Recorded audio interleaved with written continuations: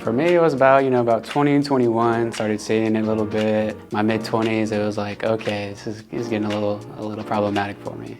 I'd say about 2-3 years, I was sitting there, do I shave it off? Do I kind of try and hide it? I went with the buzz cut for a little bit, tried to grow it out to cover it. I mean, really just seeing the progress that the hair units had, seeing how well, seeing videos, reviews of guys, like, okay, that looks pretty legit, so let's go try it out. Saw the good reviews, just through Google, just, seeing what was in the area, and kind of just went from there. Going into the salon, talking with Zane, just being impressed by the whole system you guys had going on. That you guys knew what you were doing, that, you had been doing this for a while, you weren't just some hole in the wall, so I was just impressed with the result, with everything, how it looked, how it held up. I felt like a new man, honestly. I mean, they've changed everything. I mean, got the confidence back, just feeling more comfortable in my skin. After that first cut in, man, that was something completely different. It was night and day. I mean, I still had a little bit going on at the top. Apollo, they really helped out.